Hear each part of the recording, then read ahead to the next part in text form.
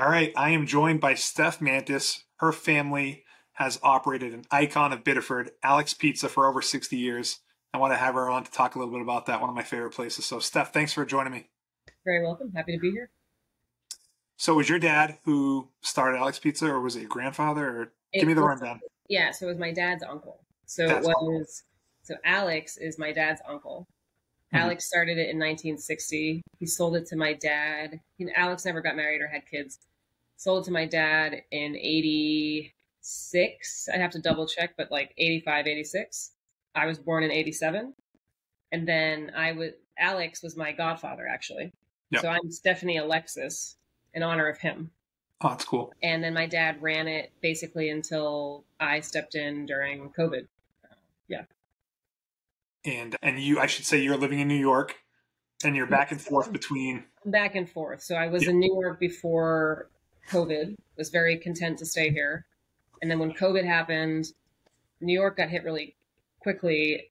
Like, we shut down mid-March. And I was talking to my dad about what's going on up in Maine, and he's like, oh, I'm going to sell the shop. And I was like, right now? Like, maybe wait a second.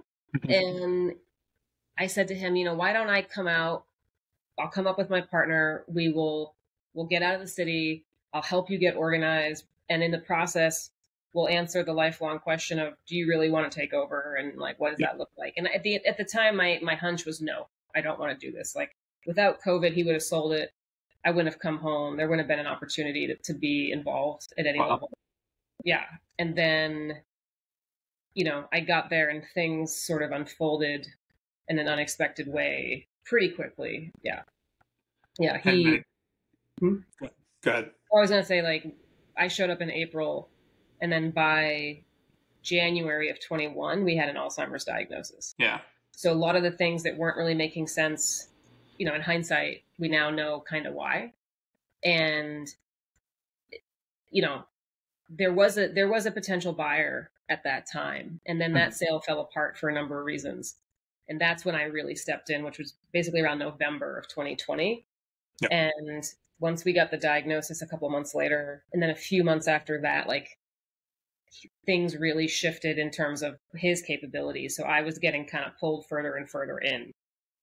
And somehow we're here 4 years later, I was going to say, so it sounds like this was probably not in the cards, or you didn't maybe expect it to be in the cards. When you move away and you have a family restaurant, it's like, do you really think you're going to come back to it? But it's kind of interesting how it all worked out. And like, you're a bit of a guy, like Bob Cody was there for the longest time. Like, he was the face of the business for a long, long time.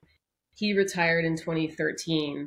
And my dad used to joke that he should have sold it when he left. Like, he was like, they were always a team. Alex hired Bob in 62. Yeah. So Bob came into my dad's ownership, the captain of the ship, so to speak. Yeah. And so when Bob left, again, my dad jokes that's when he should have stopped, but he didn't for whatever reasons. Yeah. And, I think it's also hard to give up the thing that you know and care about, and it's a family thing and it's a community thing. And essentially my involvement was me basically going, I can't not try to help this thing. Yeah. Yeah, no, it makes sense. When I think of Biddeford staples, I mean, maybe you could throw some out too. I mean, I just don't know that there's one place or food place that's quite as big of a Biddeford icon than Alex Pizza. I don't know. It seems like the biggest thing. We have some good company. We've got Riley's. We've got Palace. Dragon is. I might be a little. If you know, you know. But like, in terms of culture, Palace has its own thing, but that's been many different people. It's been dormant at times. It's back into a new place. Riley's has got totally different hours. It's a pop in and pop out. No one's really sitting down, and it's not as much of a watering hole in that way. I think Saco has a couple places. Rapid Rays is one. So like, there's some of that, but I think people, without totally knowing it, food creates a lot of community. And so with those like longtime staples, you have these chains of community, of chains of families. I mean, your family is one. I see your dad. I see you. I see when Matt's in town, I'll see him. Yeah, for sure. Some of your friends, like, I've met your kids. Like, it's an interesting place when you consider restaurants, especially locally owned places, in the context of a community. All right, if you've been enjoying the podcast, I wanted to let you know that I am a residential loan officer with CMG Home Loans. If you or anyone you know is looking to buy a home or refinance, please let me know and I'd be happy to help. My contact information is in the description below. Back to the podcast. Definitely. Whenever we're going there to pick up pizzas, like you never know who you're going to see inside waiting. You know, I can just picture the whole waiting area lined with people. And it's like, I'm going to at least know a handful of people that are doing the exact same thing as me at any given time. So, and honestly, like that aspect, you know, we can talk about the changes I've done. I know that's part of your questions here. Like credit cards is about convenience. It's about the person who's like, oh, I never have cash, so I never stop, making it easy for them. But that was me for a while. I have to admit, like, I'm a big credit card guy and maybe didn't go to Alex quite as much at one point just because, like, I'm just not a big cash guy. But that was a big change. Yeah, and that was a fight. That was I don't think we brought those in. I didn't bring them in until 21. I want to say. And, like, the POS was another system. Like, that was October of 21 as well. Well, for the longest time, you had the things with the fingers, you know, like doing the change, you push it down and does the calculates. And, you know, now to have, you know, be brought a little bit into more present day, it's kind of funny to see that progression. Yeah. And that was like one part customer facing, convenience, like just modernizing with the times. And another part of it was also like security and safety on my end. Like when you're moving a lot of cash and you're becoming one of the spots that's left doing that, like that just becomes a security thing. And frankly, like, you know, the other convenience aspect that I think we talk about a lot internally, and it's part of our charm. It also is part of our friction is the phone system. You got to call. I love the phone system. It's I guess it's friction, but like, what else are you going to do? Like find a way to take like a million orders at once? For me, there was a time, and it's still pretty busy. Like you got to get at least like 20 busy signals when you call on like a weekend night. But you know, I remember with buddies, like you're not a real Alex person if you didn't be able to like text one of your friends that you waited like 78 calls to get through. It's definitely 90 tries, and I'm like, I'm sorry, but also it's kind of part of the rite of passage in a way. But the reason I keep it, and I sneak peek, we might be trying something different soon. Yeah. It's not ordering online though, so don't get your hopes up too much. Yeah. But part of why I like what we do, and part of why we're not delivering and we're not doing online ordering and we're not changing the system, because the phone is the funnel that makes everything move. And it's the same system we've been doing for 65. It'll be 65 years in February. Yeah. It forces you to come. Yeah. It forces you to see the people in the waiting space. I see so many reunions, and I think there are just fewer and fewer places where that happens. So I think there's actually, you know, we might lose a couple of sales because it's not convenient, but what we're gaining in connection is well worth it. So totally. That's a great way to look at it. I can't imagine another place that would get someone to call in 90 times to get pizza. So it's quite a thing to be able to say. And honestly, it's not a pain to go in either. You know, the parking lot's great right there. I mean, I know you can't really park out front anymore, but like the parking lot's there. It's in and out. What's that? I said they still do, but like they still do. Yeah, it's the bus stop now, so it's a different parking spot, you know. But the phone system, that is so funny. So I'll be interested to see what changes you've done. I mean, what other changes come to mind? Like for me, it was the POS system, but like I mentioned it in an email to you, like you guys sell merch now too. I see people with Alex like t-shirts and sweatshirts. Was that always the case, or was that a you thing as well? A little bit of both. So it was always there. The classic gray crew with the sign, which is, by the way, that sign is original. Like that comes from Alex going to Vegas a bunch. And he's a bit of a gambler, and he liked all of the design there. And so you got to figure this is in the 60s. That sign, I don't know if it was in play at our first location, which was down the street where that Veterans Memorial is, right on the corner of the pool. That used to be a building. So that got knocked down mid-60s. We moved into the new spot in 68. Yep. So I think the sign, I don't know if it was there, but it's been in play since around 68.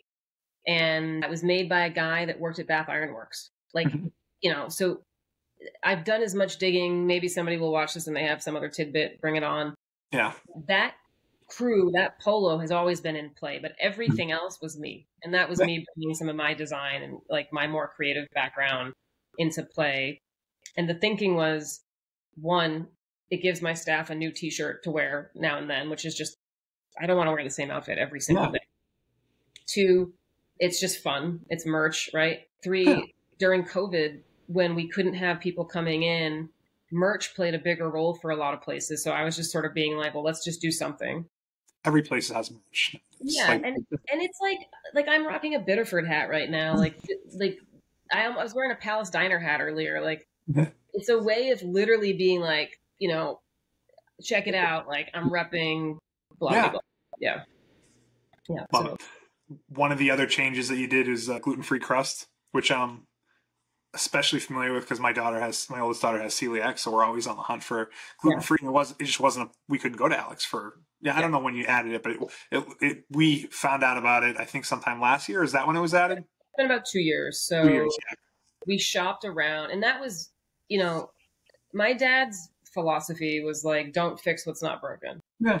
And a lot of what we did was good forever. The system was invented by one of our first employees back in the 60s. I believe her name was Patty. And then my grandmother kind of like made some tweaks. My yaya, which is what the yaya Greek is named after. Yeah. Yaya's just grandmother in Greek. Yeah. But I think my dad was good at maintaining a system, but he wasn't necessarily going to tweak it and add to it. Yeah. But for me, it's like, this is an easy thing for us to add. This doesn't change our process much. And again, it comes back to convenience and accessibility. And I can eat gluten, but I wouldn't want to be denied something that, especially pizza. Like pizza should be for everybody. It seems like pizza's moved in the direction of every place having a gluten-free option. So like I would think the biggest barrier for you is the size. It was totally that. We had to shop around and we tried probably 3 or 4 before we got to the one we have now, which is a rice flour base. Yeah. And it's great for gluten-free pizza. Yeah, it tastes great. I feel like a lot of the places that get their gluten-free crust get them all from the same place. They're all like the same size. They all have like one size gluten-free pizza that doesn't necessarily fit with the other sizes that they offer at any given place. But it's cool that you guys could kind of maintain that Alex Pizza size, because that size really is an Alex Pizza size to me. I think maybe Michael's and Sacco has that same size, but not a lot of places have that size pizza. Yeah, and that's a Greek thing too. That's like, is it? Okay. Greek style. I mean, it's not. It is and it isn't. It's the pan. Greek style has a lot to do with the production style and how we prep ahead. And I don't know where it comes from beyond what I've been told by various people, but like the pans we use were custom made. So like you're not going to see, that was more of a regional thing. I don't even think Michael's is exactly the same size, but they serve it in the same, they use a similar plate. Yeah. But yeah, I mean, our plates are key to our product. And during COVID, we couldn't get them. And it's a huge thing. They were different, right? Because they're like a cardboard-ish material, right? And during COVID, was it different than that? Was it just like a different thickness? It was a supplier thing. So they're a Hudamaki plate. It's kind of like an egg carton. And so, yeah, exactly. My background's in product and material. That material is porous. It's open. So it absorbs the grease, but lets air flow. Yeah. It's not a waterproof plate, right? It's actually designed to absorb liquid grease. Yeah. The ones I could get were a pressed paper plate with a water barrier. So they did the opposite. They were actually like, all the steam was getting stuck between the plate and the pie and softening the crust, which I didn't want to do, but I had no choice. I was going to Sam's Club, Randy, 2 times a week and buying all their plates. I mean, I was taking like 70 packages at a time. They just were like, oh, Alex Pizza Ladies here again. You here for the plates? Yep. Filling up my SUV. That's what you had to do. Yeah. Did you think you were never going to get back the other ones, or you knew it was going to happen? It was just like a COVID thing, supply, you just need to catch up? Or was there a time you're like, well, this is what it's going to be? Yeah, I've had a couple people in my life that are actually in the paper industry. And so I had a little heads up that supply might be tight before COVID. Then COVID just dried it up. Crushed everything. So I was hopeful they would come back. We talked to somebody because the irony is the Hutamaki plates we use are actually produced in Maine. Oh, no kidding. It's a Japanese company, but they're produced in Maine. So, but I couldn't be direct. They couldn't get their supply to make the plates. That was the issue. So it was whatever we could do, we had to work with. And eventually when they came back, they're also more expensive, as we know, everything is. But, I was really relieved, frankly, because that is such a key part. Yeah, You see right. those plates in Biddeford and you know what was there. Like, you know what someone was eating. 100%. Yeah. I mean, Bag, the some plates. plate, the size of the plate, like that's the bag. Yeah, those are all Alex Pizza staples. So one of the other Alex staples, and something I always joke about with people, is the idea of the old oven. I put it in quotation in the email that I sent you. Yeah. That's a funny little thing, right? Like, I don't know. There is an old oven, there's a new oven, right? Or is it just like kind of like, oh yeah, sure, we'll put it in the old oven. I don't So, want to. This is like top secret Alex procedure. We don't have to discuss it. but so a little background for you. So next time you go to Alex Pizza, when Yeah. you're at the register, when you walk in and you go straight to the register, to the right, there's an old photo. It's a black and white photo. Hmm. At the register, you have my yaya, you've got Bob at the oven, and then you have my grandfather in the background. Okay. And it's from 1968. It was the relocation, like inaugural day. Yeah. The ovens they're cooking in, okay, it's on this side of like the main dining room register side. Those ovens are on there. Yeah. Those are what we moved to the back side. So the old oven used to be in the new ovens position. Yeah. They got pushed out back. At one point we had six. I don't think we ever used six of the old oven style at the same time. And I'm not super clear on what happened, why we went down to three and got the electric. That's a different day. Yeah. But the new oven, the first new oven, was delivered the same day I was born. Oh wow, that's the new So, oven. Okay. so the new oven, there's now been new oven 2.0, but the new oven lasted almost 32 years. Like, it was Yeah. only replaced, or not 32, I'm 37. It was right before COVID that it got replaced. So maybe like 30, which for an oven is a great lifespan. The new oven is electric. The old oven is gas.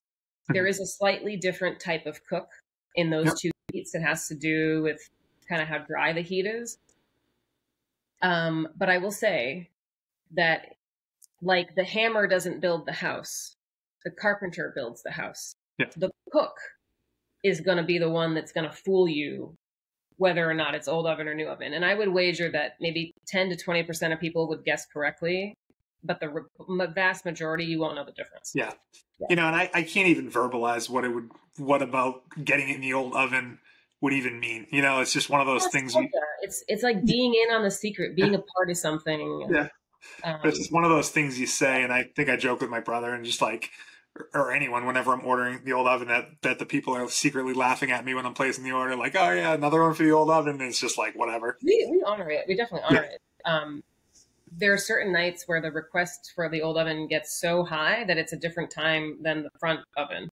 Yeah.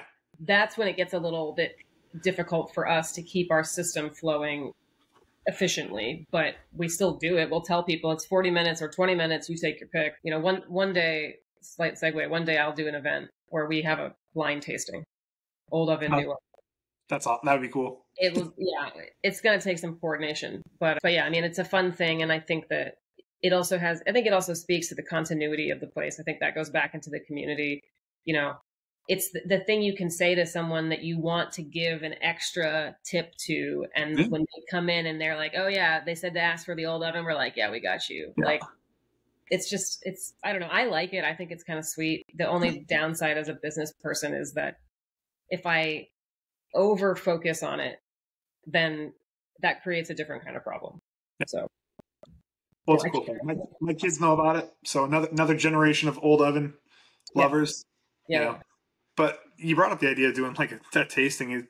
That sounds like a very forward thinking kind of thing. Like something totally different that your dad probably would never, like how open are you to trying new things like that? Or is it just basically going to operate as it always had, but maybe with an occasional something to mix it up? Yeah. So in general, I'm open to a lot of things, but the thing I've learned running this business and other businesses is that everything you start, you have to maintain. So like we have such a high volume thing with what we do already that whatever we add in can't disrupt that flow. I can't pull my guys and my girls out of the line to figure out a new thing. Like it has to be really thoughtful about how it works into our system. Mm-hmm. So things like, for example, chips. Chips are an easy thing for me to add. It's going to be a little display by the soda. That's a customer does all the work. They pick it up, they bring it to the register. You know, we added whoopie pies. We're working with a local business for that. Like they bring them to us, we sell them, easy peasy. But you're never going to see French fries at Alex Pizza. Yeah. You're never going to see behind the scenes. Yeah. But the things I like to add are more, if it's a small add-on purchase that complements the meal, that's fine. That's not a big deal to me. What I'm finding myself drawn more to is more community-oriented things. So things like an old oven blind tasting, more fundraisers that involve the community. There's been some talk among some restaurant people and I about like how do we basically send our crew to you and your crew to me, and that'd be fun. That kind of cross collaboration look like, especially as an old guard who also happens to have an interest in restaurants and design and creativity of the new guard. You know, like folks at Magnus, for example, they're the new guard. I love going to Magnus. I want Magnus to be in my community.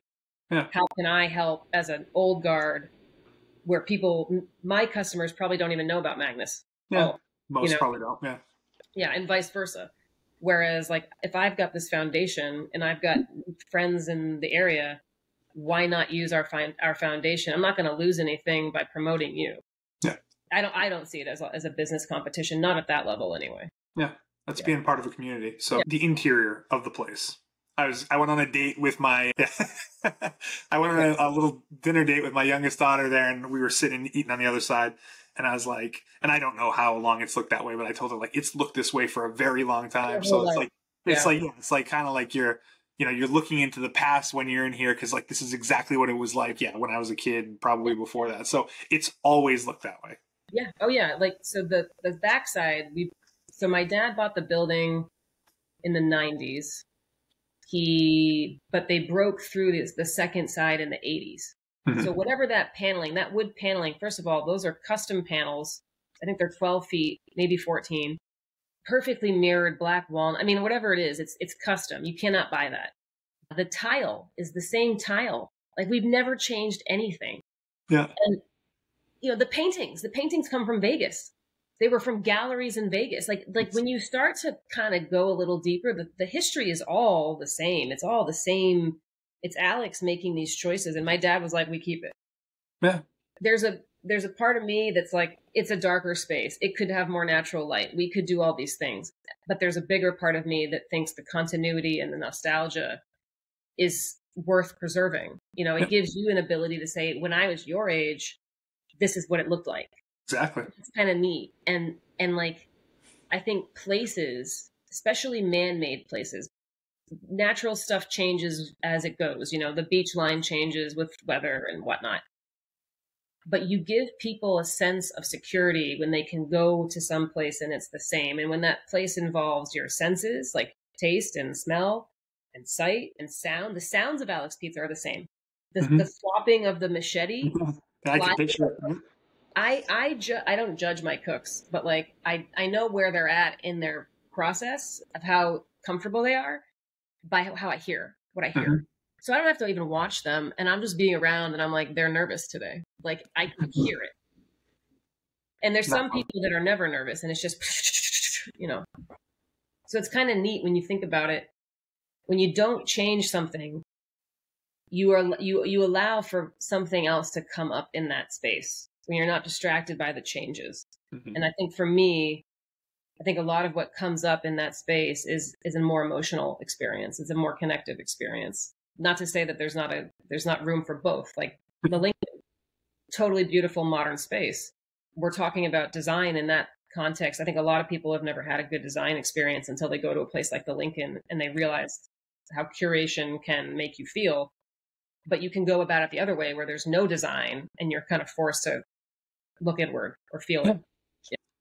You obviously have a lot of memories with your dad, with Alex Pizza. Like, what have you learned from him that you carry with you moving forward as you operate the business?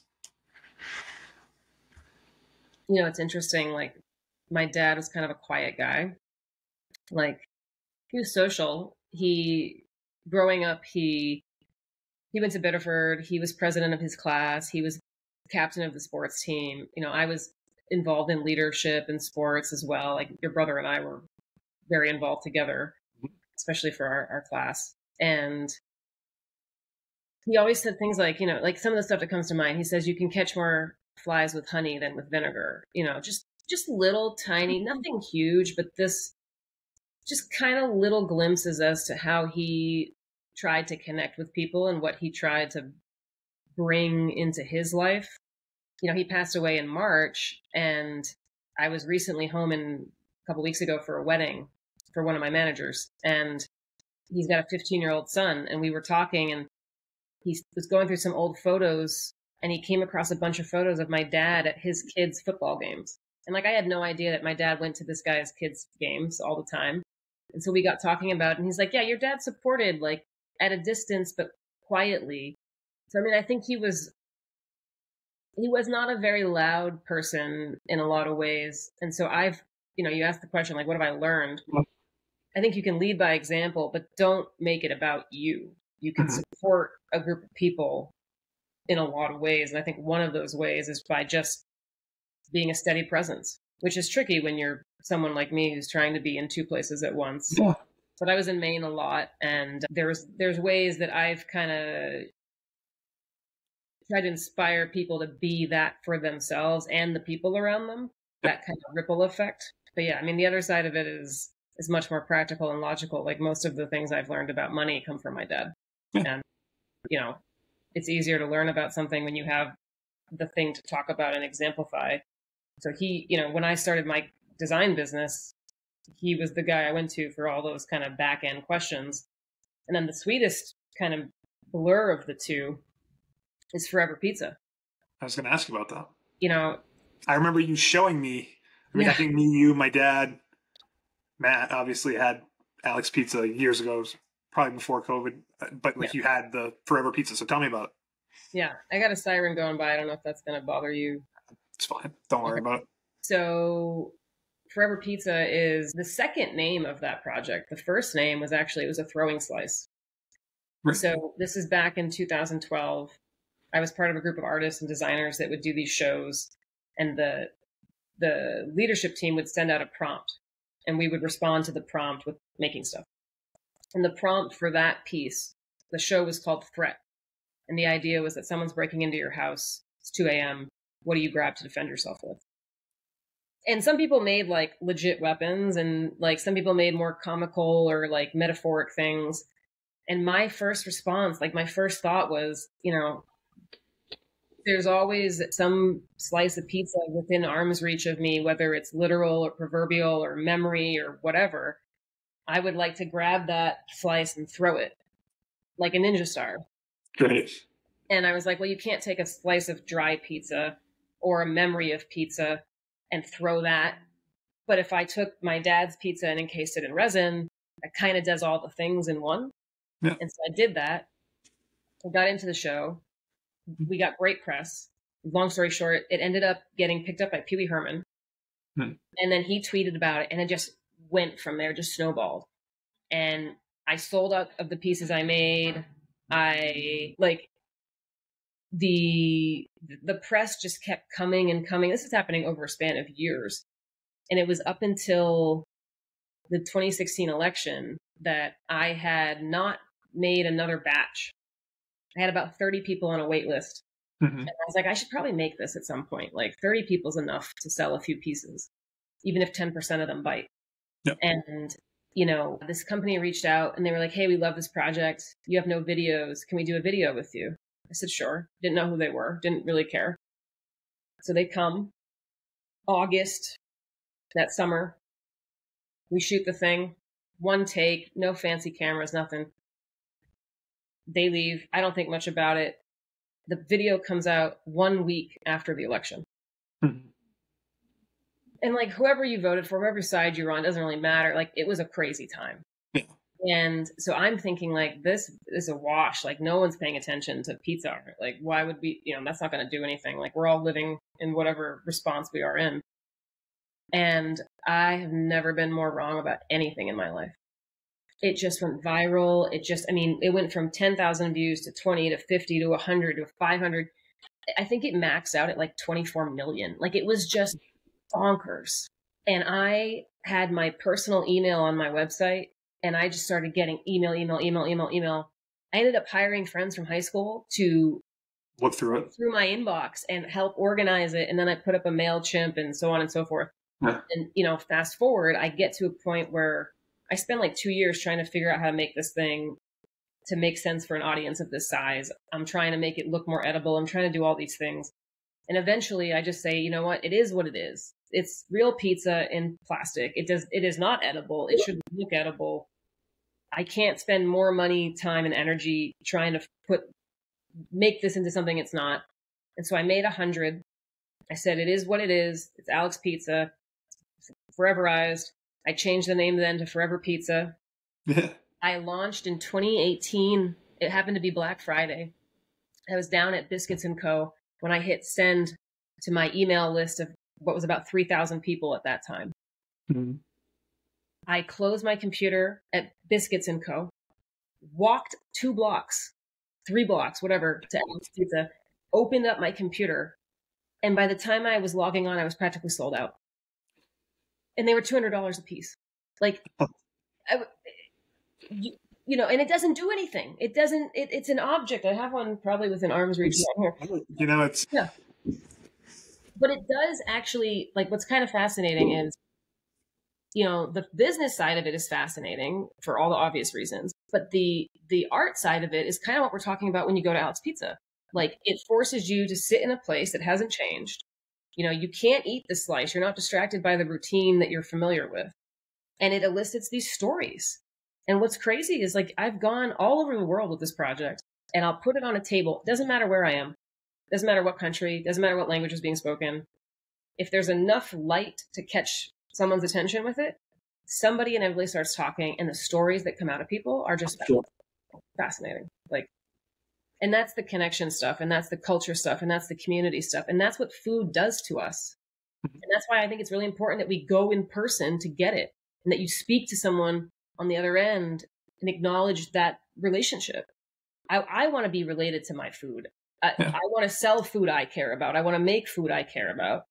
And I hope that that's what our customers want too. Like, it's not just nostalgia and continuity and sustenance. It's more nourishing than all of those things by themselves. Yeah. What a cool thing to, you have Alex Pizza and the impact that has on so many people locally and in Southern Maine. And then you kind of take Alex Pizza, do the Forever Pizza with it, and have 24 million people. Like, it's just what a cool progression. It's just awesome. Yeah. And like my dad, he was floored by it, but like, I don't know that he ever totally understood it. Yeah.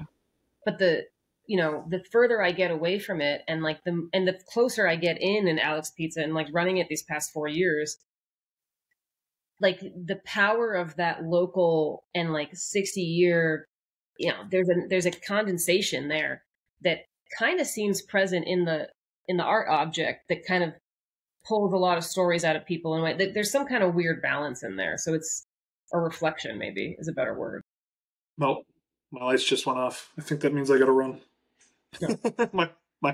my wife giving me the signal. We got to go to my daughter's game. I loved talking about Alex Pizza and Forever Pizza. Where's the best way that people can find what you do now online? Is there websites, socials, stuff like that? Just my name, like stephmantis.com. I'm not the best at updating my website, to be honest, but Forever Pizza. If you Google Forever Pizza, Steph, all the things, you'll find me. There's foreverpizzaparty.com. There's stephmantis.com. There's pizzabyalex.com. Yeah. There's some thoughts about how we might overlap a little bit more on a creative product side, but I'm taking care of a few things right now before I can really dedicate to that. Well, I love what you've done with Alex. I'll be sure to share stuff on the Forever Pizza. When I'm promoting the podcast, I'll make sure I share all the socials and the websites and stuff too. And I really appreciate you coming on the podcast. Cool. Pleasure to be with you.